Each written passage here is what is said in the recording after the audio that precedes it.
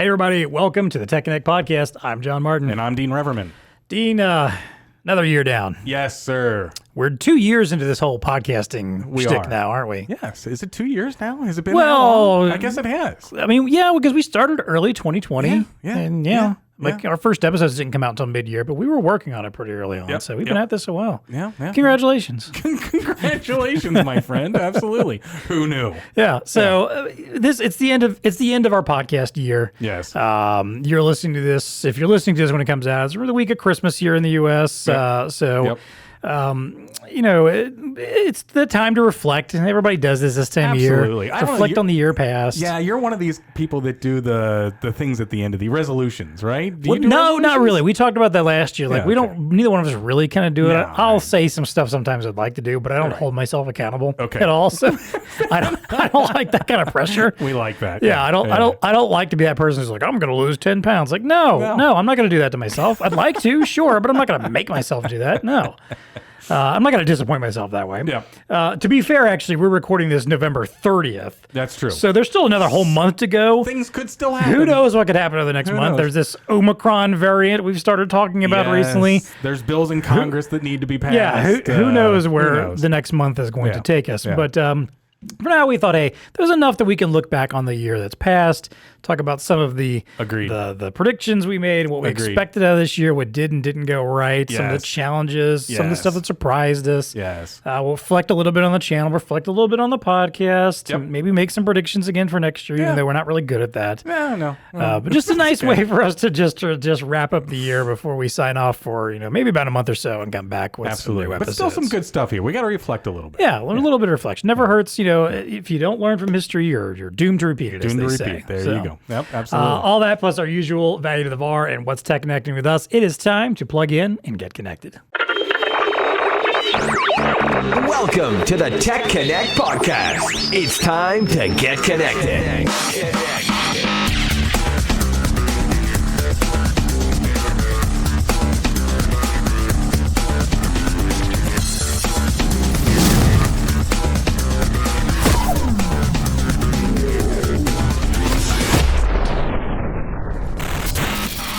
All right, so Dean, 2021. Yes, sir. I don't know about you. This year felt pretty quick to me. Did it? 2020 felt ridiculously slow, and I'm sure a lot of it had to do with nothing to do because we're stuck in a pandemic and can't do anything for the bulk of the year. Yes. This year, while some of that was still a challenge, let's be honest.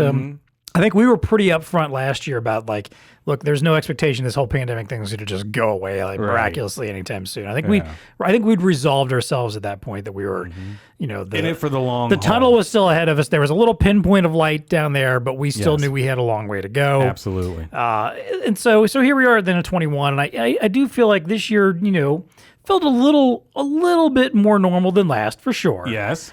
Whatever normal means now. Yes. So let's take that time to look back a little bit, look ahead a little bit. So I guess the big first thing is, our expectations about the pandemic. Like I said, I think we were fairly honest about, look, this isn't an overnight thing. Even though the vaccines were on the way, we knew vaccines were on the way. Yep. We also knew that things were going to change along the way, and that this was more likely to become the endemic rather than a pandemic. And lo and behold, here we are. I don't think we really expected something like the Delta variant, which kind of came along and really kind of threw a wrench in the gears again to some extent. But, the vaccine rollout did go well. Plenty of people did get vaccinated, maybe not as much as we would like to see or, enough, but, we're getting somewhere. But so how did that feel to you?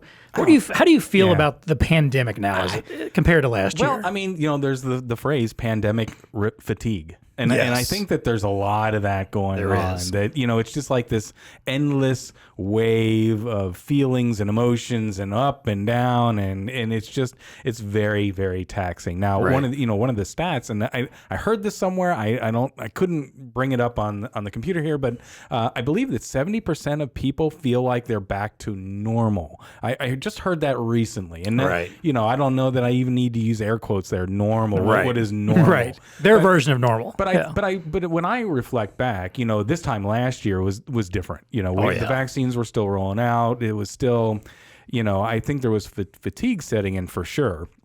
but not quite, now another year hence. It's just like, oh my gosh, we're just never going to be over that. And I think people understand that. And even with this Omicron variant that's coming out, you're starting to see some pushback in the sense that, hey, look, we all understand there's going to be variants. You can't, every year the flu shot comes out, they try to take a guess at 1 in 20 variants that it could be, right? And they pack the flu flu vaccine with as many variant.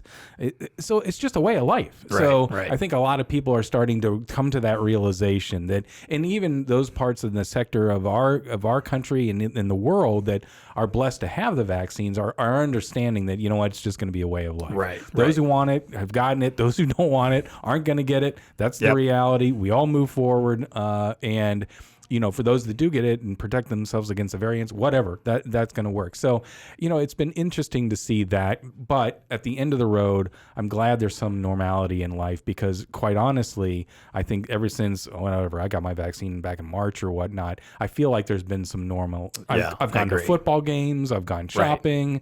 I go to restaurants. I've traveled. We had a VAR-Tech in there, so we've done events. There's very little that I haven't been able to do that I wasn't doing in my prior life, if that makes sense. So I really we weren't that exciting to begin with. Well, this is very true.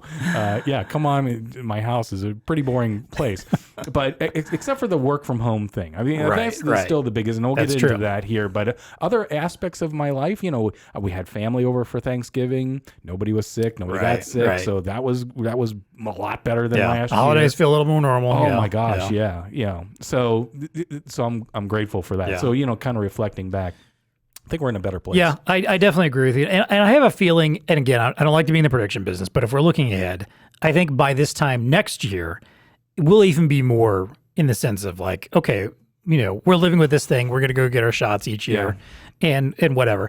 And I think a lot of that's got to do with that by the end of next year, you'll get to the point where, everybody can potentially have the shot. At least certainly here in America, obviously. I'm sure there's still going to be issues in parts of the world. But, once we've opened it up to even the youngest children, we've already opened things up where, a lot of children can get it. But once we get into even the youngest children, where it's just the same as any other vaccination, like flu or whatever it is the kids get vaccinated for. And we can just say, hey, if you want to do it for your kids, fine, you can take care of that, and we're good to go. Yeah. So I think that light at the end of the tunnel is a little bit bigger and brighter than it was this time last year, for sure. I think we did hit some stumbling blocks this year where we kind of, we had that stretch where things kind of went backwards for a little while. But yeah, I do think we're in a little bit of a better place. I don't feel quite as, it doesn't feel quite as ominous as it did before. I do. And to your point, we've had the opportunity to go out and do things, when I go out somewhere and run into a grocery store to grab something, even though half the time I don't even go in the grocery store. But if I do, I don't feel as about it as I did before. Now it's just back to my normal, everything's gross and your germs are all over stuff and I don't want to touch anything. I already felt that way long before the pandemic. Now I'm just all right, I'm back to that again. But I don't feel there's not as much trepidation as there was before. And it's nice to be back there again. And I know some people maybe don't quite feel that way, as much. And there's certain parts of the country and definitely parts of the world where you can't feel that way. But man, I hope we're just slowly continuing down that road to just, it's life. This is what life is now. This is the normal, So let's talk about some things that happened in 2021 that I didn't. Well, here's one that I tried to prep my kids for, and this is going to be a regional thing. But you remember those little creatures that came out of the ground? The little cicadas? Yeah. I tried to warn them that this is going to be really tough for quite a few weeks, and they're like, whatever, Dad. No, it was and we live in a part where there were old trees, and where there's old trees, there's just millions per square acre or whatever is the capacity there. So cicadas, they did not underwhelm. Yeah, if you're not in the part of the world or the U.S. where, in particular, where these things are an issue, good for you. What's funny is I didn't honestly. They didn't seem as big of a deal to me as they did in, 2002? Oh, they didn't? 2002, 3 last time they came around? Maybe your area didn't. That's the thing is, my neighborhood is a relatively new neighborhood. Oh, well, there you go. It hasn't been around as long as the last time. So, they're where our house faces a little grove of trees that's still the original trees that I think, got a decent amount of. But yeah, I remember the last one, I think at the time I was living in an apartment, and I remember I would ride the bus home from work or whatever, and I would get off the bus and there'd just be They're swarming the air, everywhere. and there was just lines of dead bodies of these dead carcasses of these critters all along the side of the road and clogging up the gutters and stuff. Yep. I didn't see much of that this time, except occasionally, you should've come like, to our house. well, like even when I came out here, like where our studio is, they were definitely worse in this area. Yes. And I knew people like that were in Ohio in particular that seemed to have it much worse. So yeah. I'm kind of grateful I didn't have to deal with that. That was just one of those things. I thought the murder hornets were gonna, take us over. Murder hornets. Oh wow. At some point in time, That feels like a throwback. Kind of didn't happen. I know, but that was just a little while ago. Yeah. Felt a little bit of relief on the hurricane season. I don't know. What do you think? It feels like there's always doom and gloom, and I get it. The planet's warming, blah blah blah. But on the other hand, there's just too much. There's just too much around that right now. Too much anxiety, added anxiety, and so anyway. Let's be honest. Usually Vortex season, around the time we do Vortex, we're always like eyeballing like the hurricane that's on its way out, the one that's on its way in. Are we going to squeeze this in somewhere in time? We didn't have those concerns. And I realize I just jinxed America, and by saying that, next year is going to be like this overwhelming amount of them. But this year was kind of like, well, whatever. Yeah, we had a couple bad ones, but nothing at the scale like we had in previous years. Yeah, I mean, a couple. And then the last thing, it was the whole Mars, Perseverance getting up there. Yes. And the whole little drone flying and stuff like that. So a little bit of the science stuff that happened that I wasn't really on my radar, but it's like, oh, that's pretty cool. Yeah, that's definitely. Pretty cool. Yeah. Because traveling to space for whatever reason, for me, I don't. Maybe it's a generational thing, means hope. Yeah. I mean, why else would we be doing that? It's like a future thing. It's just to give you a little bit of hope and paint a good picture. Well, I mean, I remember when I was young, and I'm sure it's the same way for you, like any kind of like shuttle launch or a new rocket launch, that was an event. It was a prime time event or a midday event. Like, I remember being in school and turning on the TV. Our teacher would stop everything to turn on TV to watch a shuttle launch or something. I'm going to date myself, but we watched the Challenger tragedy. I did too. At school. Yep. Same here. Because that's it. Okay, class, we're going to watch the shuttle launch. It was that big of a deal. It was like, I think I was fourth grade at the time, probably. I'm sure you were a little further along. But my teacher, I think I was living in Colorado at the time. My teacher had been one of like the 10 finalists for the Teacher in Space. Okay. That was on that because Kristen McAuliffe, I think was her name that went up. The teacher that you were watching it with? Yes. And she, no way. When that happened, she broke down crying. Of course. It was an awful. I cannot even. It was imagine. awful for her to experience that, just knowing that like she came very close to being that person who was there. Yeah, that's crazy. Yeah, but anyway, I mean, so to me, it's hope. It's a good thing. So that's why I look at it with I yearn for those types of things. So it's interesting that we were just talking about like the Challenger thing, and that's one of those cultural touch points that we remember very vividly from our youth. I think 9/11 is probably another one. Yes. I'm curious if the pandemic as a whole is going to be one of those. Oh, 100%. Like 2020 probably more in particular. Yep. But like I'm sure like it's going to be interesting. Like I'm sure our children, or people of a certain age, 20 years down the road, we'll be talking about that as like this weird 100%. And we were talking to that with our little older kids, the ones that were senior and whatever in high school and going into college. And we were at the time, even today, we're like, hey, you're never gonna. This is a once in a whatever century type of thing. Yeah, we hope this is very unique. And like you're gonna be able to sit on your your rocking chair someday. I remember when we were locked in our homes for a year and a half, and the kids aren't gonna remember. They're like, no, you weren't. No, yes, we were. My dad wiped down every grocery we brought in that house. So yeah, I mean, it's the kind of thing, there's therapy through laughing, and that's definitely going to be happening, in future generations. Yeah, definitely. But well, we talked last year that we don't make resolutions. I kind of briefly mentioned that I wanted to do some more reading and writing this year. Yes. Mm-hmm. Mixed results on that. I take it back. I actually did write more, I think, this year than usual. I started writing like on LinkedIn, like, writing some posts there from time to time. Yeah. I try to do a little bit more writing. I could definitely do a lot better, and I'd like to do a lot better again, but that's more of an ongoing resolution for me. Reading, maybe about the same as the year before, maybe even a little bit less. So probably didn't do quite as well there. It's, I have a hard time, stopping a screen, not looking at a screen, whether it's, a personal mobile device or TV or something, and spending time reading. I should, but I don't as much as I should. Just keep that muscle exercise. Plus, you got a little one at home, and that's true. The kids take time. I can just remember back when my kids were younger and whatnot. things that you want to do. And it's like, well, whatever. Well, it's like by the time you get to the part of the day when he goes to bed and you're squared away for the night, I've had my shower, I'm good to go for the next day, and you've got that like maybe 2-hour window if you're lucky. Yeah. That you've like, oh, this is for me to do stuff. Like, what am I gonna do? What am I gonna do? What am I gonna do? Sit down on the TV and we'll start watching TV. I'm like, nope, 2 hours gone. There we go. Time for bed. Oh well, the best laid plans. That is. Yep. So let's talk about this past year. Was there anything that really surprised you, disappointed you, challenged you? Like what kind of stuff really stood out beyond the, what happened in the world at large?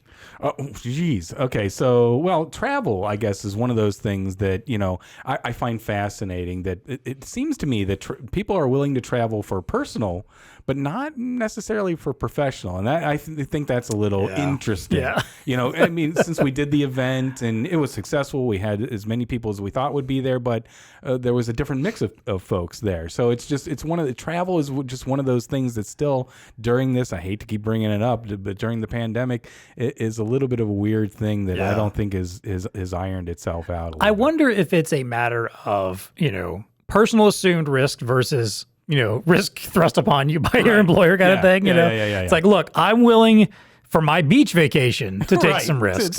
I'm willing to get on a plane and with, not to go see some clients or go to a trade show. Yeah. So I don't You're know. right. It's like, does that really, does that really matter? But yeah, I understand a little. The other thing, obviously, that is just burning in our industry is the whole supply chain thing. Right. And what's surprising to me, I'll just say, is the port of LA and literally the hole that we dug in the situation that we're in today. And so I've come to learn a little bit more about that, we got to where we are right now, we kind of forced our way into it in the sense that the port of LA, obviously the main pinch point for anything that's coming over from Asia. I think it's 40 some odd % of the freight that comes over from Asia. I'm sorry, of any freight that comes into the U.S. goes through the port of LA. Well, what they've done over the last 20 years or so used to be that there were smaller freight liners that would, come into the port and they would process them. Well, to add in efficiencies and make it lower cost, what they did is they created these super liners, right? These ginormous things that you now see parked out there. Well, there's only one port on the West Coast that can handle, that's dredged out and can handle. So the hole that they dug in order to bring those ships literal and figurative. Literally. That's the only place that you can do it. So that is the reason why they're parked. If you look at it, it's not a port capacity issue in the sense that there's ports all up and down the West Coast, but they can't handle the ships that are sitting there. So it's like, oh, wow, we really dug our own hole here. I mean, like literally. And so now you're seeing the leakage around all of that. I mean, everything is tried now. They're literally offloading the ships while they're still parked out in the water onto smaller ships so that they can take it to ports up and down or take it through the Panama Canal. And bring it up into the East Coast. So, which you knew was going to happen, right? Whenever there's a stoppage, innovation's going to start happening and stuff like that. So that's one of those things I didn't see. Coming at this time last year, we all knew about the chip shortage, right? And there was, which is still ongoing, and that was the big alarming. But even though we kind of got production up and running globally, we don't have anywhere to put it.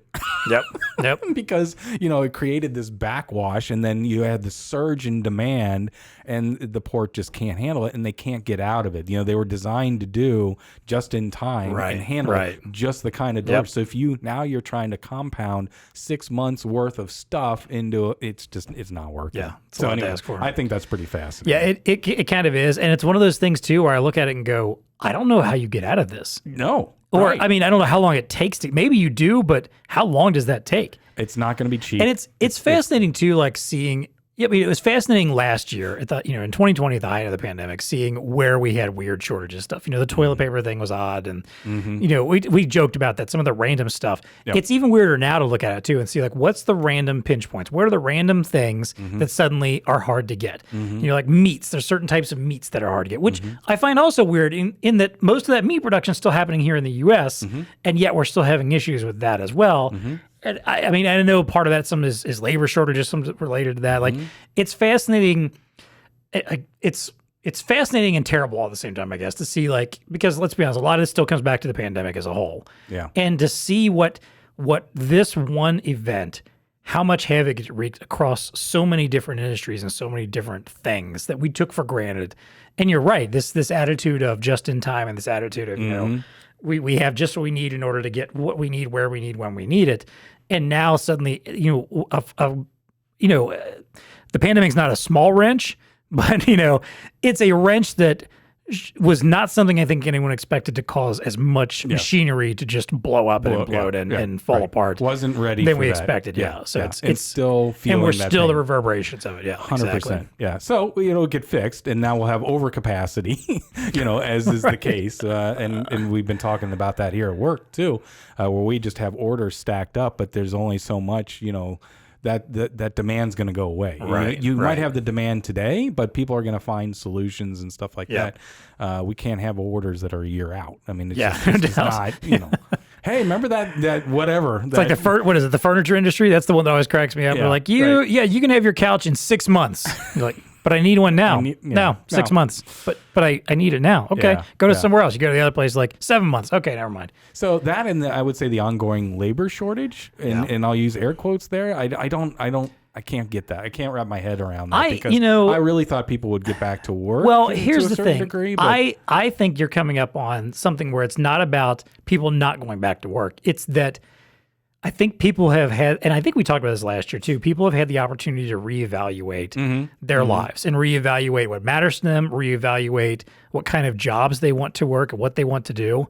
And I guess if you worked in an industry that didn't seem as concerned about your health and well-being during a pandemic, you know, and you know, or didn't seem concerned about helping you out in some way when they couldn't bring you in during the pandemic, I can see how you might look at that and go, you know what, I don't want to do this anymore. Like I can find something else to do instead. Maybe I go back to school. Maybe you do something else different instead now. So I feel like we've kind of reached this point where it's not about that you have people that are just sitting around going, nah, I don't feel like working, but more of just people that said, you know what, I don't want to work that low-paying, high-risk, back-breaking job that I was doing before when I can potentially find something else instead. And I guess. I think that's where we are. I feel like that may be where we are with some industries is just, you know, if they're not going to figure out a way to make working conditions better for their employees in some way or make it well, childcare is a very exactly. That's a big thing too. It's harder to find childcare now.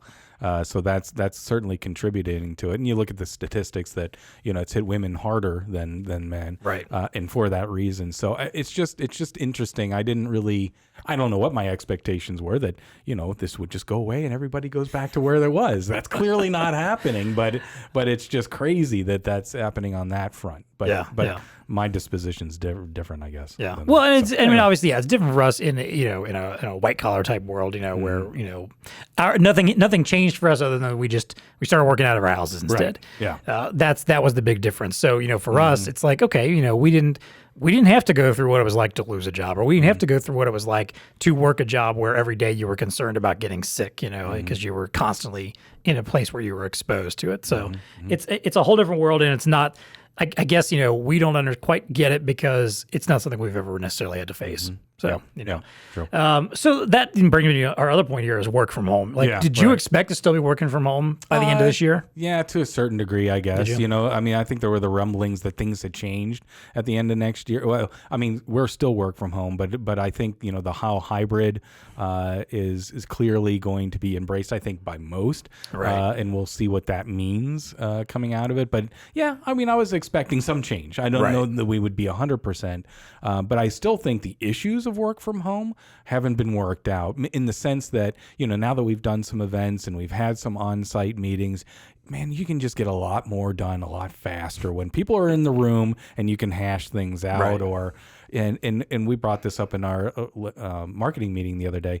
You know, it's just there's a lot of meetings going on, but, you know, is a lot of stuff getting done? I don't know. I mean, I look at my schedule, it's like, oh my gosh, it's a lot of meetings. But you know, some of these things where people could have just walked down to the cubicle or whatever and said, hey, you know, and answered it and got it relieved a lot faster. So I don't know. The work from home is nice. It's got definitely a lot of pros behind it. but there's some pros about being together as a group and being able to get stuff done. I'll just put it that way, a little bit more efficiently. To be fair, I feel like some of the stuff that you kind of mentioned there was issues even before work from home, though, too. Yeah. Because that's true. I've always hated meeting fatigue. I've always hated the meeting for the sake of having a meeting. Right. Or we got to discuss this on a phone call. There's nothing irritates me more than when I send an email to somebody that explains everything that needs to be explained to them, and they say, well, maybe we should get on a phone call and talk about this some more. Like, no, I promise you, there is nothing we're going to talk about on that call. It's all well laid out. That's not already in this email or that I can't type up and quickly send to you in five seconds right now. Yeah. And there's still a weird impulse. And I know I get everybody's got different personalities and different ways that they like to communicate. I will always choose writing over top of anything when I have that option. But I understand, there's some people that are like, hey, when I can get a face-to-face conversation or get you on the phone and talk about it and work things through, that will always work better for me. I get that. Well. But, I think, we had that issue beforehand and it just got shifted over to all right, well, let's just have a bunch of Zoom calls now. Let's have Zoom calls about the Zoom call that we're going to have about the Zoom call next week. And you're just like, no, stop, knock it off. We're playing business here. We're not actually, this isn't meaningful stuff here. Maybe to call back a couple episodes again, when we all get into the metaverse. Oh, there you go. And can all have our virtual avatars having meetings because we're just sitting around all the time in our virtual office with our goggles on. We'll things will be a little different then. Yeah. But no, I'll be honest. I didn't. It was one of those things like I'm a fan of work from home, and I was definitely in the mind of like, man, I hope this sticks around. I wasn't necessarily thinking it was going to, and I like where we are now. I do like that we've reached this point where it's kind of like, look, if you don't need to be somewhere, fine, and you can get your work done at home, get your work done at home. If you need to be somewhere, be there and get your work done there. I love that. I'm all for that. I like that this is kind of where we are now, and I think this is pretty much this going to be the norm. You're right. I think this is the standard. Absolutely. I think I mentioned last year, I think the competitive edge that employers will have now by being able to say to their employees hey, you can work from anywhere. You can work remotely. We might bring you in for a thing or two here or there, but I'm 6 states away from you, and I can employ you now because you can work from anywhere and do my job. And I think that's a huge advantage. I think that's clearly very helpful. No doubt about it. No doubt about it. All right, well, let's reflect a little bit on the channel as a whole here. Where do you see the channel right now? Like, after almost 2 years in a pandemic, where are we? Do you have any predictions or expectations for the channel as a whole going into 2022? So there's a couple things that I wasn't really thinking pandemic related, but was thinking a little bit more about, what's going to happen, what's going to continue to happen in the marketplace. So I got a couple ones. Some of them are easy. Short putts, consolidations, a word that's been used a lot. I think you're going to continue to see that in the marketplace, whether it's vendors consolidating, resellers consolidating, consolidation of TSEs, what we call TSEs or ISVs out there. But on that point, you're going to continue to see an explosion, I think, of app development that is happening in the marketplace. Clearly, all signs are pointing towards, continuing to develop niche applications that are going to be highly relevant to I'll just call it a connected world. And business to business and the world that we live in is not immune to that. There's going to be a rampant amount of app development and solutions that are coming out that I think is going to continue in 2022. So when you think about it, if you're a solutions integrator, and we've talked about this a lot, one thing that's kind of crystallizing in my mind is that if you're a solution integrator, you're kind of a relationship owner of your customers, and those with a robust tech stack that we've talked about, and maybe we'll define what we mean by tech stack in this sense, will continue to win. And what we mean by that, or at least what I mean by a robust tech stack, is you can't just be the POS guy. You can't just be the T&L barcode gal that comes in and does that only. You have to have a more robust tech stack that's going to have viable solutions that can answer a lot of the questions that your customers have and need in order to stay relevant in this world. No matter if it's hospitality, manufacturing, whatever, it's across all verticals that this explosion in development app development, solution development to make things more efficient and is happening. So, your ability, I think the ability to continue to develop ecosystems is going to be rampant in 2022 and continuing on. And then finally, with that ecosystem, it's the partnerships that we always talk about and being able to do it. So my prediction, if you will, is that those relevant solution integrators are going to be the ones that can figure that out. Continue to develop their ecosystem so that they build out a more robust tech stack, have the partnerships that are relevant so that when they go to their customers, they can be a good owner of that relationship in developing those types of solutions. So just some thoughts that I had. I don't know. Yeah. What's in your wheelhouse? You hit the nail on the head there, because I think we've seen over just the last few years, and you know a lot more about this industry than I do, and just from my perspective and little window into all of it and what I see and what I've learned here on the podcast. Man, I think we've reached this point where you have to have that tech stack. You have to have good partnerships. You've got to acknowledge and understand the role that software and applications play in the market now. 100%. And an understanding that, look, this stuff is the future. Like, I get that you have gadgets, and I get that you think that selling hardware is important, and it is. There's all kinds of cool apps that I want to play on this phone, but and I have to have this phone to do it. But to me, it's more about the stuff on it than it is about the device itself necessarily most of the time. Oh, clearly. Yeah. And I think that's where the play we've reached at this point. And you see it, like just looking at like the TEConnect program over the last few years and how much that's grown for us, how many partners there are out there to find, how many new software companies there are to find, and how many are springing up all the time. And these are relevant people. They are, yeah. I mean, we're not talking about just somebody just trying something out and seeing what happens. Like, you go out and you find these companies like, man, these people really have it together. They know what they're talking about. Absolutely. They found a niche that really works for them and that they fit into, and they're solving problems with that. And I mean, it's fascinating. And you can see it from our customers and our vendors even too, that all see these people and they want to know more about them. They want to reach out to them. They want to partner up with them. It's happening. And if there's any reason that you still have your head stuck in the mud and thinking like, I'm just selling some barcode scanners and mobile computers and digital signage, that's it. That's all I'm going to do. That's all I'm concerned about.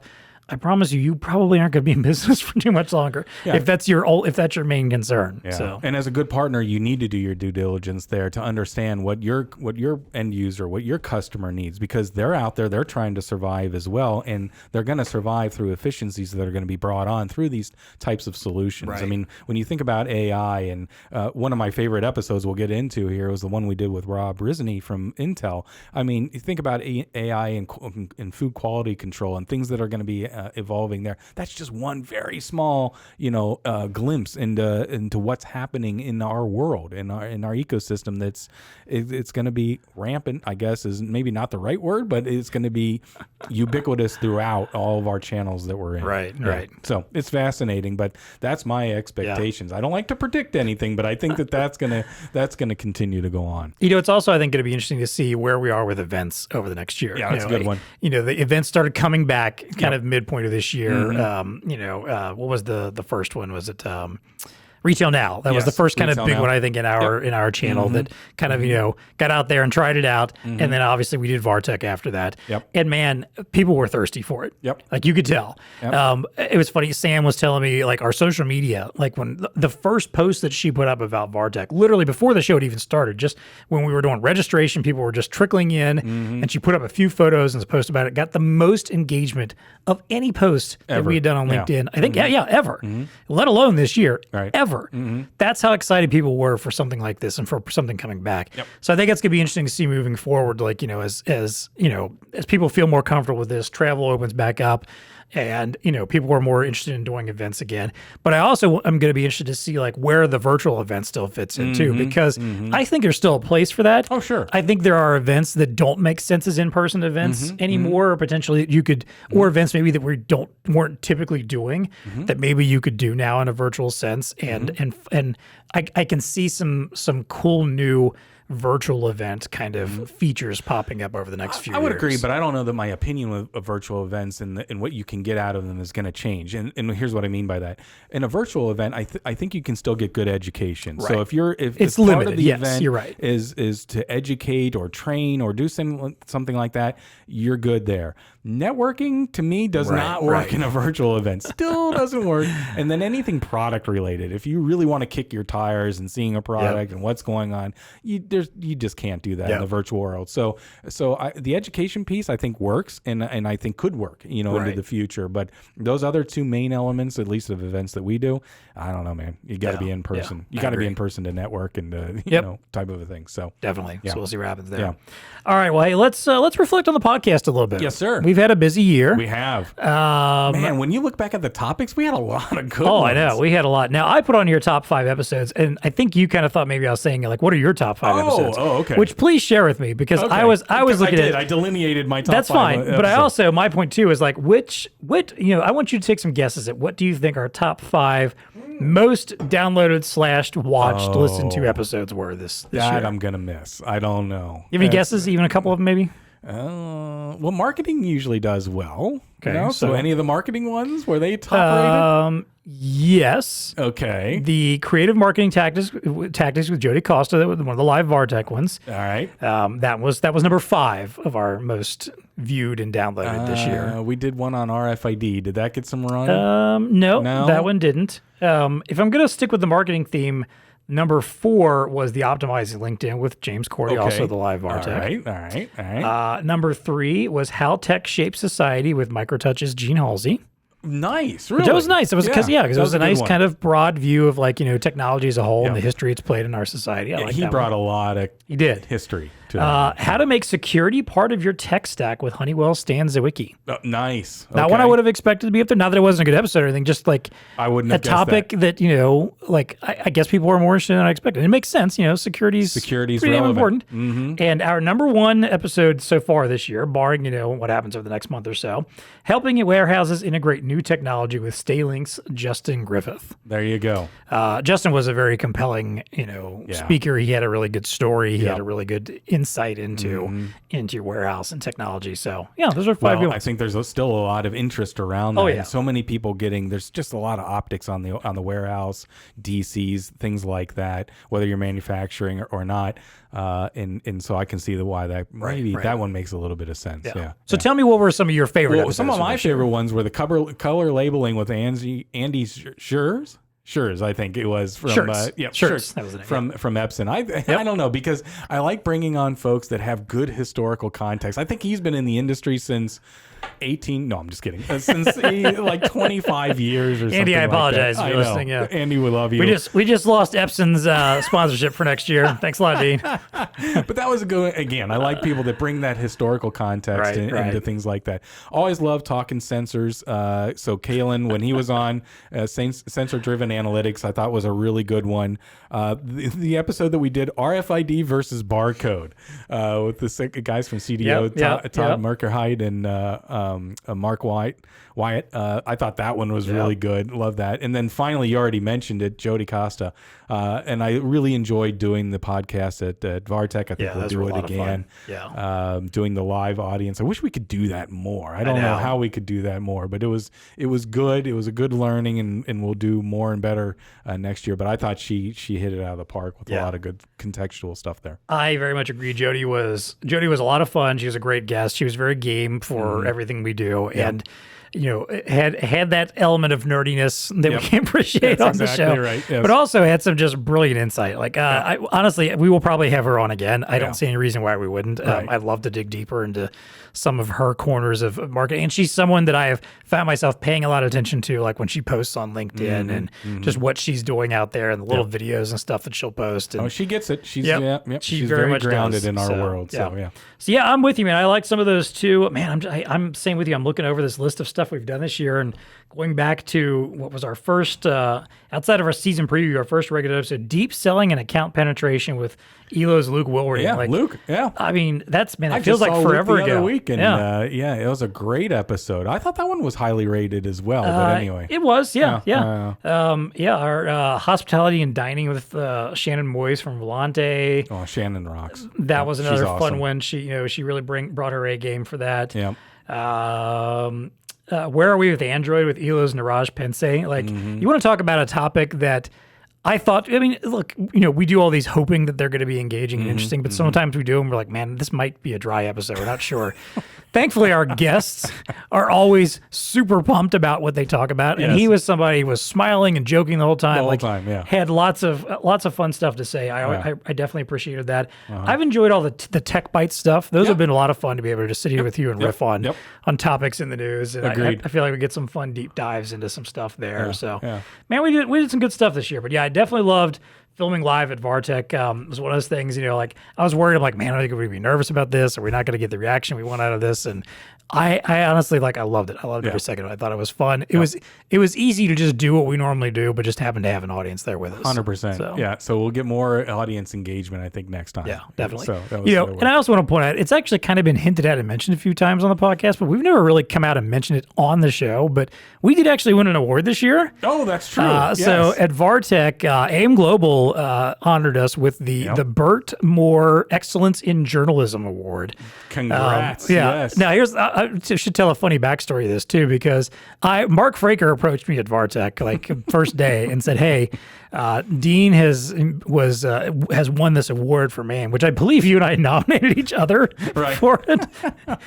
And he said, Dean's has won this award, so we want you to get up and present this to him. Help me present this to him. I'm like, oh, okay, that's cool. Yeah, and great, awesome. I was like, yeah, I'd love to do that. That sounds fantastic. Oh, no, you played cool. You're like, hey, you need any help in the morning? Because this is during the second day morning. It was during the TEConnect live program. In front of everybody. Everybody. In front of the entire congregation of folks. So Mike Allen from AIM and I come up and interrupt you in the middle of your right in the middle speech. Of my spiel. Which thanks for that, by Mark the way. typically does that to you anyway. You know that he'll come along and throw a wrench in your works. I'm just in front of 1,000 people and you're just going to interrupt. Your whole flow, everything you've been practicing, we're just going to show up on stage and throw something at you weren't expecting.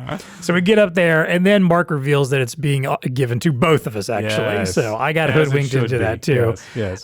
So we're very grateful, proud awesome. and grateful and excited about that. Pretty cool to get honored that way. I agree. I agree. Getting honored by peers, and AIM is the association, obviously, with automatic identification folks. So very nice, very humbling to receive the award. So yeah, very much. Thank so. you. Yeah.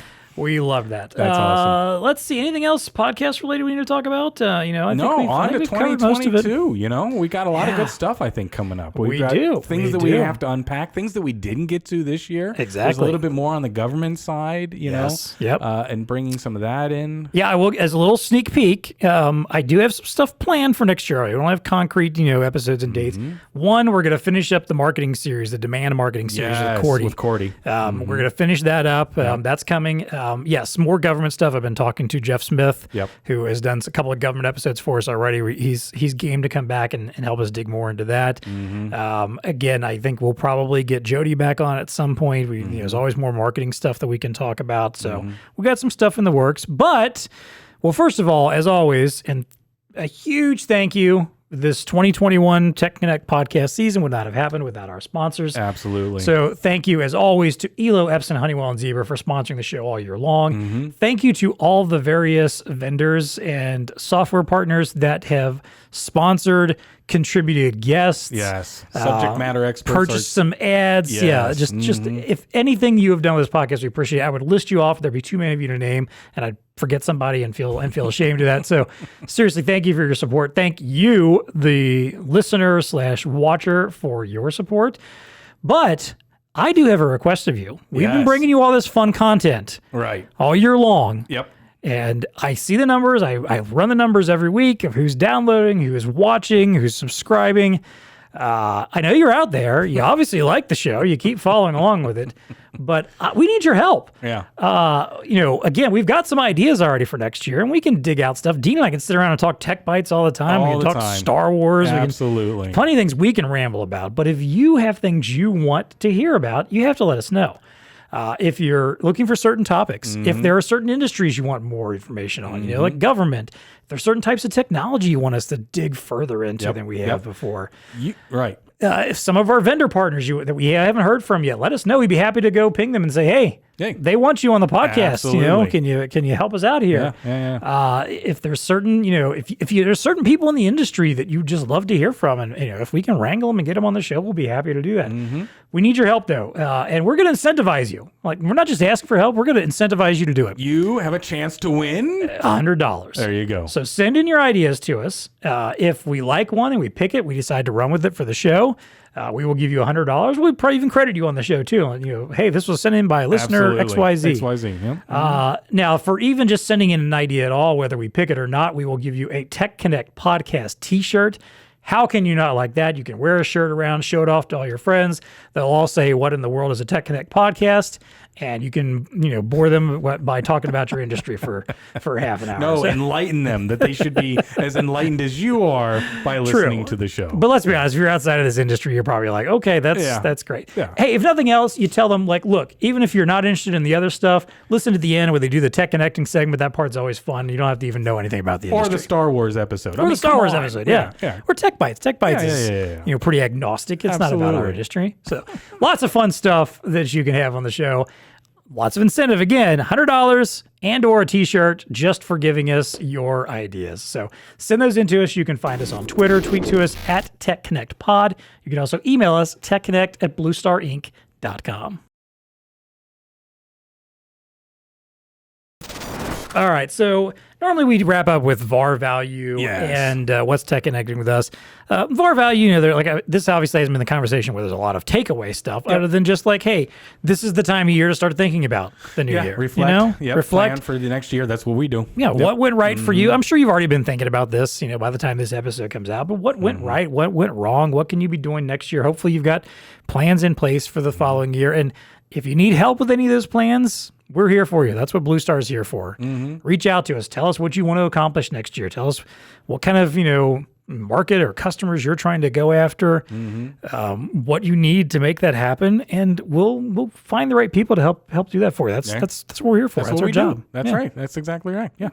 All right. Well, hey, let's finish off this episode in the year with what's tech connecting with you. And I've got a particular question, like we did last year. Yep. Let's talk about some of our favorite things from this year, whether it's movies, TV, podcasts, books, whatever it was. What are some of your favorite things from the last year? Things that you enjoyed and inspired you and Well, I don't know about that. Maybe not inspired you, but just something took your mind off of all the troubles, your troubles for at least an hour or so. I got a little aviation app that I like to. But remember who was on that we had on? That talked about the I one? don't remember, but yes. Man, the flight simulator. Yeah, I feel like that was killing the one I was just on my little iPad. It's really good for like wasting 20 minutes. Right. Although quick fun story is if you're ever on an airplane and you do that at the same time and other people are around you, it's like, is he flying the plane on his iPad? What is he doing? Have you actually done this? Is that why you're telling me this? Yes. That's hilarious. Yes, it is hilarious because people will give you the kind of that look out of their corner of their eye, like, what is that dude doing? And you're like, wee. Yeah. So the best way, thank you for the idea here or the offer to watch it, whatever. Ted Lasso is the one show, I guess, that I've enjoyed watching and decompressing. Not quite done yet because we've hit a little bit of a lull, but we've got 3 episodes left of the last season to watch. But I think they're coming out with a new one, right? Coming up. It'll be another year or so, probably. Yeah. Anyway, I think that's fantastically written, yes. Well-developed characters. You get into it. There's a clear reason why it's doing really well because it's just, I love well-written stuff. Oh, I do too. Yeah. And character development and being able to do that. with brevity and not a lot of words. I mean, I think they really nail it on that. And of course, the actors are instrumental in pulling that off. But I've really enjoyed watching that one. And then finally, a podcast that I watch really or listen to all the time is Planet Money. It's an NPR one, but it's just the way that they deliver it. It's money related stuff, but they do a really good job of telling the story, and they've gotten better through the years at doing that. You can't go wrong with NPR especially if you're just getting into podcasts. Like I remember when I first started listening to podcasts, it's been probably 6-7 years ago now. Serial, and This American Life, which I did listen to This American Life back in its old radio days, even honestly. Remember radios? Yes. I'd listened to that a long time ago, but those were my first two podcasts that I cut my teeth on. I'd say there's probably a lot of folks that do that. Some of the other ones, like Pop Culture Happy Hour, is one I still listen to pretty regularly. Some of their little specials here and there, but you can't go wrong. I can guarantee you, if you don't know where to start with podcasts. And obviously, if you're listening to this, you clearly are into them somewhat. But if you're looking for a new one, NPR is almost always a good place to start. You'll find something that will fit into your particular wheelhouse of what you're looking for. So what'd you do this year? Good stuff. Yeah. Let's see. So I forgot to do my homework ahead of time on this. I was just jotting some stuff down before we got started. But I was thinking of like some of the TV that I really loved this year. Squid Game. I haven't watched it yet. Fascinating show. Highly recommend it. It's an interesting show. It's one of those ones you watch and you go like, yeah, I can see that. And apparently, I was just reading the other day that like somebody like on YouTube created a real Squid Game, did a real, not without all the blood and gore and murder, but did a real version of it, and like apparently got millions of views very quickly for it. Which there was an interesting discussion about that. Like, well, this guy just went out and created it on his own and did it on YouTube and got as many views as it took the Netflix show to get over like 3 months. Like, yeah, but he didn't come up with his own thing. He stole someone else's thing and just did it himself. It's a whole different thing when you're creating something from scratch. 100%. So, whatever. Yeah. Invincible, which is an animated series on Amazon Prime based on a comic book about a kid who finds out that he's got superpowers. Well, he's known that his father is is like the Superman type character in this world. And he gets his own superpowers come into his own and finds out some very disturbing things about the world of superheroics that he didn't know before. Gotcha. Fascinating show. Also a extremely bloody and gory and violent show. Oh, geez. But okay. But a fun watch and a fascinating watch that kind of puts a nice spin on superheroics a little bit. Did you say it was animated? Yes. Okay. Yes, it is. Star Trek Lower Decks. So there's been a lot of new Star Trek content. I know we talk about Star Wars all the time in the show. I'm also a Trekker, though, or Trekkie, rather. And I know those two things are allowed to coexist. You're allowed to like Star Wars and Star Trek. I've been a big Star Trek fan for a long time. Some of the new stuff is really good. The new season of Discovery recently started, but Lower Decks is their animated series, the more of adult-oriented animated series, which if you're a fan of Star Trek, is definitely for the fans. It's got a lot of like little nods to to fandom. It's more of a comedy series than anything. Lots of fun. I highly recommend it. A series that I finally got around to watching this year with my wife that had been on years ago, I think, on Starz, only lasted 2 or 3 seasons, I think. Kind of ended, not abruptly, but could have gone on longer, but still has enough of a concise storyline. It's called Counterpart. Stars J.K. Simmons. If you're familiar with him, he's done a lot of stuff over the years. He's most notable lately for the Farmers Insurance guy. He's been J. Jonah Jameson in the Spider-Man movies. Yep. He's one of those that guy actors that shows up a lot of stuff. He's everywhere. Well, he actually got a starring role here in the show for good reason. He's a great actor, and basically the theme of the show is that he works for an organization that is the kind of the frontline organization for a connection with an alternate universe. So basically he lives in a world where it's our world, but there is a tunnel at this building where he works that goes to an alternate universe where things are just a little bit different than ours. And at some point he has to meet his counterpart and work with him for a reason. It opens up this huge conspiracy storyline and like these. I'm a sucker for alternate universe stories. That and time travel are my 2 sci-fi go-tos. Yes. If you give me any story involving either one of those concepts, I'm in. Okay. And this was one, it reminded me a little bit, but maybe a little more smaller scale of the series Fringe from back in the early 2010s, I think. But a similar concept where, there's this alternate reality. Things are a little bit different over there. They've had some different things happen. They're a little more involved in some ways, a little less in others. So you get like small little sprinklings of, what's different. But it's also like a great character study, some, interesting developments with this character and with other counterparts that you meet. So gotcha. Highly recommend it. I believe it's on Amazon Prime still. It was when I watched it, at least. All right. Highly recommend this show. Couple podcasts I recommend. One that's been out actually for a few years now, but I really started listening to it more this year. Super Pod Hero Cast. Yes. So this is basically a couple. I think they call themselves dudes with beards reviewing movies with capes while drinking beers or something like that. Or maybe it's dudes with beers, dudes drinking beers while reviewing movies with capes or something. Nice. But basically it's these two guys who, and I've always said that a good podcast has a good co-host chemistry. These two are obviously friends. They work well together, and they basically will just run down the entire plot of a superhero film. They'll watch a film, run through the entire plot. They'll get into the history of these characters. And it's one of those things where it's definitely nerdy, and it's nerdy enough that I can appreciate it, but it's not the toxic nerdiness. Yes, it's not right. Yeah, I hate this because they changed this. And the colors of Superman's boots in this movie weren't the right color kind of thing. Right. It's more of like just them appreciating what these films are.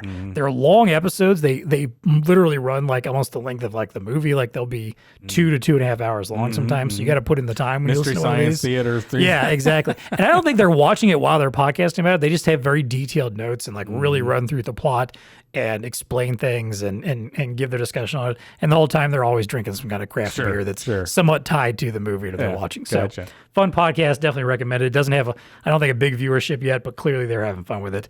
KPOD, KPODD 101.3. So this is a podcast. One of the guys on it does some Star Trek podcasts that I love. And basically it's these two guys pretending to be like shock jock DJs from the late 90s. So it's all like, it's done as if they're doing a half-hour block of a morning show in the 90s on like an alternative radio station from the 90s in Los Angeles. Yes, okay. Not quite sternish, but... And the hilarious thing about it is like they're clearly two guys that are just like have no clue about anything. So there's fun references to like, stuff that they're railing about how dumb stuff is that is like the future of tech that's ahead of them that they don't know about. They also like are dealing with existential crises of their own lives. Oh, so like, it's set in the 90s. Yes, it is like they like it's I think it started in like 97 and now it's 98. They're like maybe like 7 or 8 episodes in. And everyone just kind of plays out, but like you'll have a moment at the beginning where they think they're off mic, but they're actually talking about their personal lives. And like, one's like been like his wife dumped him and kicked him out, and the other's struggling. They both like had an issue with like, on-air issues with addiction or something like that, and like causing trouble. And it's hilarious. It will, if you listen to radio back in the 90s, it will throw you back entirely to what those kind of morning shows are like that no one really listens to anymore. X-Ray Vision, another podcast from Crooked Media. It's a deep dive nerd podcast with Jason Concepcion and some guests. You'll come in and they'll just talk about what's happening in nerd culture. Whether it's the latest movie, TV series. They do nice dives into stuff. He'll do nice, like if he's talking about comic books, for instance, or a comic book show or movie, he'll do like, nice dives into the history of that character and give you some insight there. Yeah. Fun stuff to watch or stuff to listen to. And then finally, I mentioned this, I think, as a tech connecting on the show. The one video game that I found myself playing a lot this year, Retro Bowl. I love it. I downloaded it. Have you played it yet? Played it, yes. Oh, man. Yes. Isn't it so addictive? Yes, but I haven't gone through a season like I am on year 22. Oh, good Lord. Yeah. That is how much because you can play like 6 or 7 games in like half an hour and get through them pretty quickly. I tell you, if you like retro old school sports video games, especially if you played the Tecmo Bowls at all at any point. Yep. This game is so simple to play, so much fun, very addictive. I think I've only won 2 championships in my 22 years so far. Oh, really? Okay. I'm playing as the Saints now, I think. I've gone through the Jets, the Falcons, the Bengals. Bengals were very disappointing. Shocker. I've played the Bills, and now I think I'm on the Saints. So nice. Yeah. If you want some good mindless fun to entertain you for a while, I highly recommend Retro Bowl. I agree. So. It's a good game. Yep. All right. I think that does it for me. Yes, sir. That's all the stuff that kept me entertained this year. That does it for 2021. Yes. We're done with another year. On to the next one. Yep. So, hey, happy holidays, everybody. Yep. I hope you get to spend some time with your family doing some fun stuff you love. Thank you so much for listening to the podcast this year. Yes, we do appreciate it. We will be back probably sometime in January. We're a little flexible on the schedule right now. Yep. Dean, who, by the way, I meant to call out earlier, Mr. VP of Marketing for BlueStar. If you haven't heard, there you go. Dean got himself a promotion this year, well-deserved. But he's a little bit of a busier man than usual. He was already busy. But we're still going to get it done. Yeah, yes. We're still going to get it done. That was the first question I asked. Like, well, what does this mean for the podcast? And he's like, well, I'm still doing the podcast. Oh, yeah. So he'll still be here. We just might have to work around his schedule a little bit more. Yeah. So send us your ideas so we can get them skewed please. up, scheduled. Yeah. That'll help out a lot. It's, win $100 at the same time. I can't rely on him for it anymore. I'm going to have to do all the work myself now. So, he's busy, quotes. So please send us your ideas. Again, thank you so much. Happy holidays. Happy New Year. Until next time, stay connected. Elo offers the widest selection of commercial-grade Android devices for enterprise use cases. Whether you're deploying a POS system, self-service application, mobile computer, nurse station price checker, or automation control system, Elo has a reliable and secure edge compute device.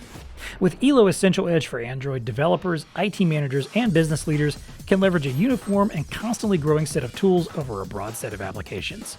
Everything from managing connected peripherals like scanners and payment devices to security settings and OS is supported from an enterprise perspective. Users gain the advantage of years of development and customizations Elo has made for many global enterprise customers on its unified hardware platform. Stop worrying about the constant changes and end-of-life concerns of consumer devices with Elo Essential Edge. To learn more, check out the link in the show notes or contact the BlueStar Elo team. Every day, we depend on the many workers who protect our community, maintain critical infrastructures, and make the products we rely on. First responders, utility field service teams, and manufacturing production line workers are essential to our way of life. They need a tablet tailored for the essential work they perform, and the Zebra ET80 and ET85 deliver. The ETs meet the demand for 2-in-1 devices that can transform quickly from tablet to laptop to fixed or mobile workstations, including an optional integrated barcode scanner. Both options feature advanced CPUs, Power Precision Plus batteries, and support for multiple communication options. The Wi-Fi only ET80 is ideal for inside the four walls, while the Wi-Fi and cellular ET85 provides one device simplicity for workers on the move in the field. To learn more about these rugged, lightweight Windows 10 tablets, check out the link in the show notes or contact your BlueStar representative.